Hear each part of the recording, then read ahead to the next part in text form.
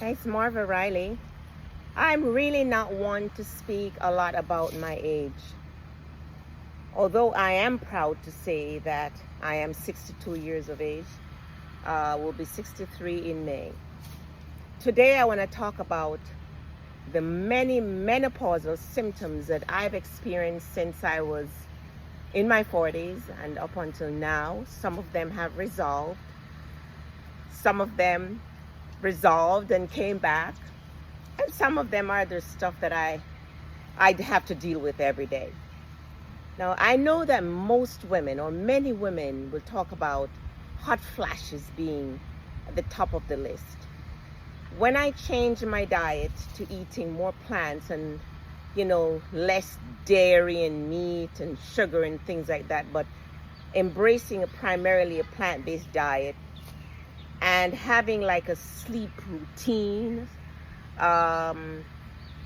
turning off the light, dimming the light, breathing, journaling and stuff like that, I would say most of the sleep issue and the hot flashes went away. I don't really have hot flash per se. Sometimes I feel a little hot and then I'll feel cool. My husband would disagree, but I don't really have hot flashes and the sweating at nights. And the sleep had resolved for a while, and then it resolved, and then it came back. And recently somebody introduced me to magnesium oil, which I use every night on the sole of my feet. And that has just changed my sleeping for so much better. But one thing that has stayed with me over the years is joint pain. I just have this constant, well, I wouldn't say constant, it flares up sometimes. Pain on the side of this left knee and right here in my iliac crest, buttock, lower back area, right here. There's a flare up sometimes I cannot, and it feels hot, very painful, and sometimes the pain will go into the inner thigh and is really sore, even tender to touch. And that can really disrupt your life because you don't feel like walking, you don't feel like moving, although that's really one of the answers, is just to become active and to stay active. And you do all kind of research, and there's really not much about that because a lot of times doctors and us women don't associate the joint pain that we have with menopause, which my research has shown that as our estrogen levels drop, we become more prone to chronic inflammation, and that inflammation leads to osteoarthritis, which is one of the things that I don't like to use the word struggle, but bothers me. Stiffness in the fingers and the finger joints, which I'll do simple exercises like this, and every day, every moment that I get, and I do weights and things like that, pull-ups, and that helps with the stiffness in the fingers. But the knee and the lower back, when they flare up, they really, really bother me. So I want to share some tips, some things that help me a lot with the joint pain related to menopause that I've experienced.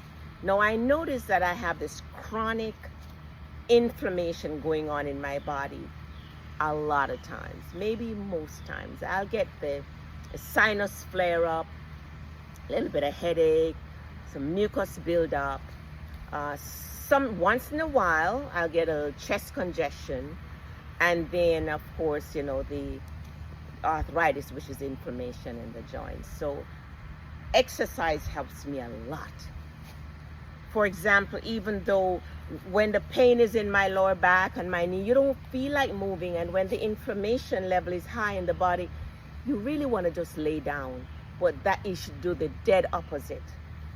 Exercise, you gotta move the joint. Like in the mornings before I get up, I pull the knees up to my chest. I go on my tummy and I pull on my foot to stretch the thigh.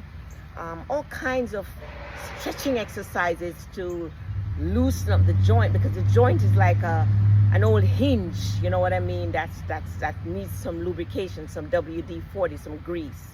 So stretching has helped. Strength training has helped, like even squatting. You know, squatting loosens up the buttock and the lower back and the iliac crest, really helps. I find that kicking helps also with the stiffness and the soreness in the lower back.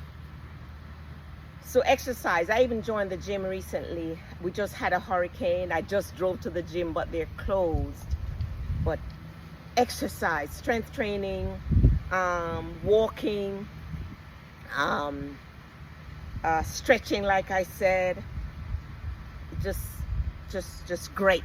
Even though you don't feel like doing it, like I said, and even though initially you'll be sore, touching your toe, if you can't go all the way, go as far as you can go. Eventually, as you loosen up, you'll be able to touch your toe. And the kicking, if you can't kick very high, kick where you can kick. You know what I mean? The squat, if you can only do this, do that. And go as far as you can go. If it hurts too much, then you don't do it. But just do as much squat as you can, okay? Balance. It's very important, the balance, because as we get older, I find the balance is off. Even though I exercise all the time, the balance is off. So if you hold on to a table, just stand on one leg, or if you don't have to hold on to a table, stand on one leg and just maintain your balance. If you can hold a weight while you do that, and you switch leg, do the same thing, and you count, you know what I mean, to do your balance. If you have to hold on, like I said, do that. Hydration is key, because of course, you know, the joints are not well lubricated. So hydrate, drink lots and lots of water, smoothie, blend out your own fruit juice. Like when it's watermelon time, I blend the watermelon, add some ginger and drink. And recently I've been adding a little bit of Celtic salt or sea salt, because it has a lot of mineral in it. That helps a lot. The sunlight helps the mood. The sunlight helps us to, our bodies to process calcium, which our bones need and our bodies need and our heart need. So sunlight also helps the immune system and helps also to improve the mood. Fresh air, healthy eating, lots of vegetables and fruits, you know, and quinoa and flaxseed, and the omega-3 is a big thing. Now what I started doing, because I did a little bit of research, and some of the research pointed out to increasing the omega-3. So I ordered some fish oil online, and I also bought some sardine and mackerel, which I'm going to start having some of that daily to see if that will help with the chronic inflammation and the joint pain that I'm dealing with. I'll keep you informed. But menopause wreaks havoc on our bodies, but think young, think fit, think healthy, and just keep doing your best every single day to take care of your overall health. Prioritize sleep. Just make yourself a priority. At this point in our lives, our kids are grown. The best we can do is to make our health a priority. Take care of our diet, or exercise, or mindset, positivity, meditation, prayer. Make sleep a priority. Did I say that? And all of that will also help with our mental state, because sometimes the mental cloudiness is as also a side effect, if you will, of the decreased estrogen. But ladies, I encourage you to stay the course and keep taking care of yourself. This is Marva Riley. Yeah, it gets better. And some things I just have to embrace. And so ladies, do the best to take care of yourself.